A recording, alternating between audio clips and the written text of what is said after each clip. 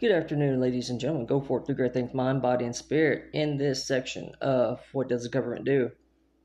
United States Department of Health and Human Services. This section isn't everything, but did you know that there is a fiscal year 2025 budget in brief of each government department in the United States?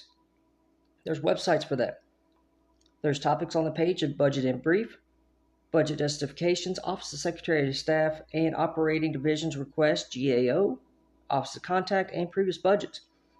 The President's fiscal year 2025 budget supports the Department of Health and Human Services mission to promote health and the well-being of all Americans. HHS proposes $130.7 billion in discretionary and $1.7 trillion in mandatory proposed budget authority for fiscal year 2025.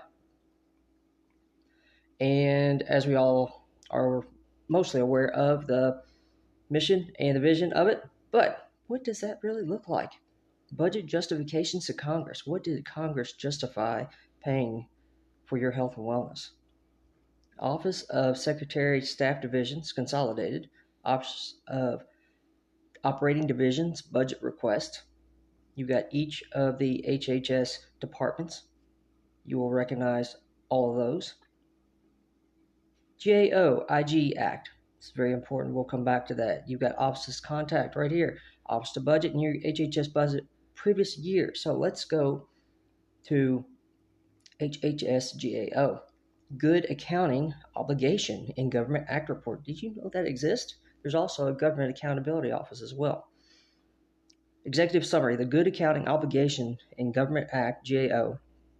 Public Law 115.414 requires each agency to include in its annual budget justification a report identifying each public recommendation issued by the Government Accountability Office, GAO, and federal offices inspectors, OIG, that remains unimplemented for 1 year or more as of the annual budget justification submission date.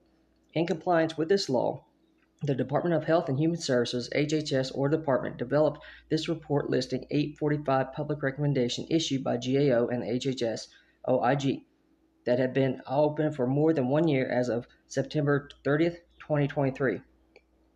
Additionally, this report identifies 50 recommendations that were closed unimplemented for fiscal year 23 and HHS did not concur or no longer validate due to the passage of time, program changes, or changes in Office of Management budget guidance.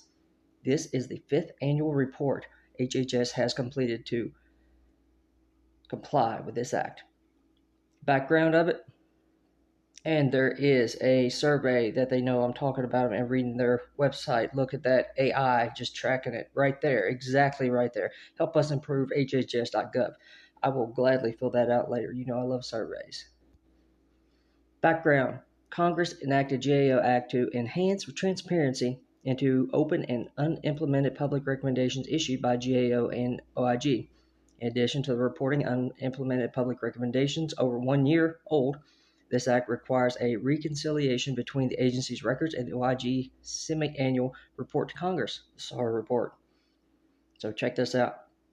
Implementation status of all GAO and OIG public recommendations.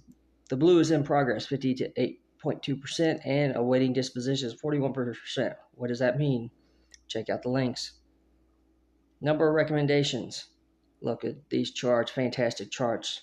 Shows each department on here and then which one is still open and is still processing. Recommendations by years open. Look at that. Even more charts, OIG and GAO. GAO also identifies priority recommendations. They believe they could significantly improve the HHS program operations. I was going to say problem operations because there's a lot of problems in the HHS. But of those 42 priority recommendations, 25 are awaiting disposition and remaining are 17 in progress. So check out this website. Did you know this exists? Ladies and gentlemen, go forth. Mind, body, and spirit.